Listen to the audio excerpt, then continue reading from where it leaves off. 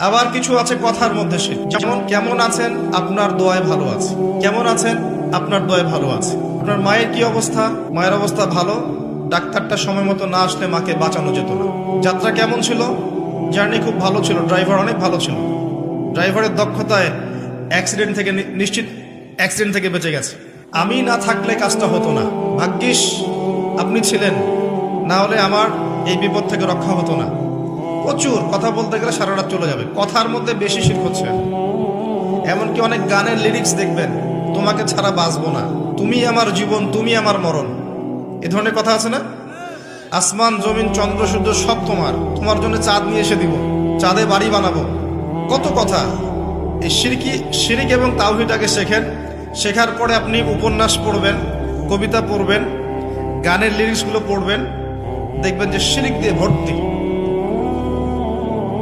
এমনি এমনি আল্লাহ পাক বিষয়গুলোকে হারাম করেন না, এখানে শিরক আছে, অনেক ক্ষেত্রে কুফরি কথা আছে, অনেক ক্ষেত্রে আবার ভক্তি প্রদর্শন করতে গিয়ে অতি ভক্তি হয়ে যাচ্ছে, আর হারাম ইনস্ট্রুমেন্ট তো আছেই। সব মিলিয়ে এই বিষয়টা হারাম। তার উপরে আবার এটা আপনার সময় কিল করবে এবং আপনাকে আল্লাহর জিকির থেকে সরিয়ে দেবে। যখন আপনি এগুলোর মধ্যে ডুবে যাবেন, ওই মোমেন্টে আপনি আল্লাহকে ডাকতে পারবেন না, ওই সময়টা ওরা খেয়ে ফেললো। সব মিলিয়ে বিষয়টা হারাম। তো এরকম কথায় অনেক শিরক হয়। তো বেসিক কথা হচ্ছে, তিনভাবে শিরক হতে পারে: আপনার কথায়, আপনার কাজে এবং আপনার চিন্তায়। কথা, কাজ এবং চিন্তাকে বিশুদ্ধ করতে পারলে তাওহীদ প্রতিষ্ঠা হবে, এবং তাওহীদের উপর থাকলে পরেই উম্মার কল্যাণ আছে। আল্লাহ পাক আমাদেরকে তাওহীদে থাকার তৌফিক দান করুন। যারা শিরক মুক্ত অবস্থায় কবরে চলে যাবে ইনশাআল্লাহ, তারা উত্তর দিতে পারবে যে রব্বি আল্লাহ, আমার রব হচ্ছেন আল্লাহ।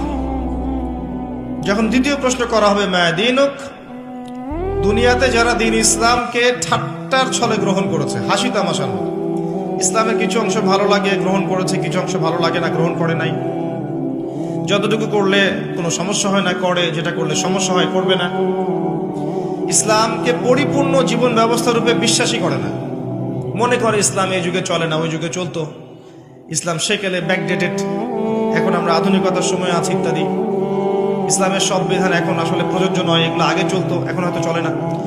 যদি ইসলাম সম্পর্কে এমন ধারণা থাকে মানুষের, সে উত্তর দিতে পারবে না যে মা দীনুক, তোমার দিন কি। যারা পরিপূর্ণরূপে ইসলামকে গ্রহণ করেছে মননে, ইসলাম একমাত্র জীবন ব্যবস্থা যেটা আল্লাহর কাছে গ্রহণীয়, এবং এখানে প্রত্যেকটা বিষয়ের সমাধান আছে। হ্যাঁ, আমি হয়তো আমল করতে পারছি না বা বাস্তবায়ন করতে পারছি না, কিন্তু আছে ইসলামের মধ্যে, এই আকীদা ঠিক আছে। আমল আপনি করতে পারবেনও না, এখন যে যুগ চলছে, এই যুগে আপনি পরিপূর্ণ ইসলাম পালন করতে পারবেন না। বড় গলায় বলে আসলে লাভ নেই, বড় গলায় বলে লাভ নাই যে আমরা সবাই পরিপূর্ণ মুসলিম। যদি এটাই সত্য হতো তাহলে আমাদের আজকে অবস্থা হতো না। নাসুল্লাহ ফানাসিয়াহুম, তারা আল্লাহকে ভুলে গেছে, আল্লাহ তাদেরকে ভুলে গেছে। অনেক আয়াত আছে, আমি আস্তে আস্তে ওইদিকে যাব। আজকে আমাদের যে অবস্থা পুরো বৈশ্বিক প্রেক্ষাপটে, এর পিছনে আমরা দায়ী। মূলত আমরা ছাড়া দ্বিতীয় কেউ দায়ী নয়। শত্রু, ইসলামের শত্রু যারা, তারা তো শত্রুতা করবেই, তাদেরকে দোষ দেওয়ার তো দরকার নাই। যে আপনার শত্রু, সে শত্রুতা করবে, সিম্পল। আমরা আমাদের কাজের কারণে যখন ওদেরকে সুযোগ করে দিয়েছি, তখন আমরা সবচেয়ে বড় অপরাধী। আলাইকুম আনফুসাকুম, আল্লাহ পাক বলেছেন, তোমরা নিজেরা নিজের নফসের আগে খবর নাও, নিজের নফসকে ঠিক করো।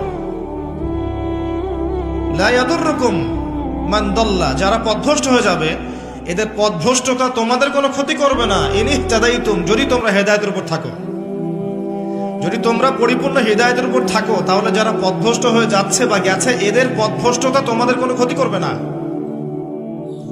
ইলাল্লাহি মারজিউকুম জামিআন, তোমরা সবাই একসময় আল্লাহর কাছে ফিরে যাবে। ফায়ুনাব্বিউকুম বিমা কুনতুম তা'মালুন, আল্লাহ পাক জানিয়ে দেবেন তখন তোমরা কি করেছে। এই আয়াতের মধ্যে সব কারণ এবং ওষুধ দেয়া আছে, সিচুয়েশনের কারণ দেয়া আছে, যে আমরা নিজেদের ফিকির করা বাদ দিয়েছি। সবসময় অন্যের ফিকির করি, অন্যের সংস্কার, অন্যের ইসলাহ, অন্যের দোষ ধরা, অন্যকে উন্নতি, অগ্রগতি, প্রগতি, এগুলা চিন্তা করি, নিজের বেলায় খবর নাই। প্রথম কারণ আমাদের আত্মশুদ্ধি নাই। প্রথম মেজর কারণ আত্মশুদ্ধি নাই। আমি যে বলছি আমারও নাই।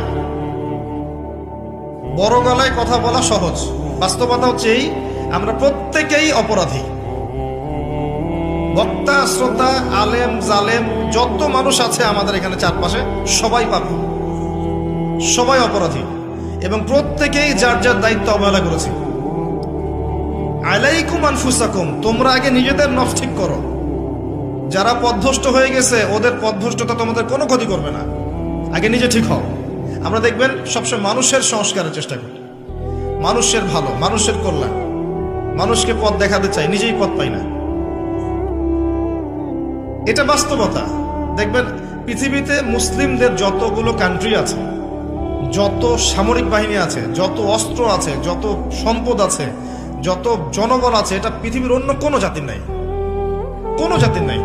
না ইহুদিদের, না খ্রিস্টানদের, না মুশরিকদের, কারো নাই। মরক্কো থেকে নিয়ে দেখবেন ইন্দোনেশিয়া পর্যন্ত পুরো চেইন, মনে হবে একটা চেইন রাষ্ট্র, সব মুসলিমদের, সবাই মুসলিম। মাঝখানে একটা রাষ্ট্র ইসরায়েল, ওই একটা রাষ্ট্রই সবকে ধুয়ে রেখেছে, ছেড়ে দিয়েছে। এটা কি মেনে নেওয়া যায়? এটা বাস্তব।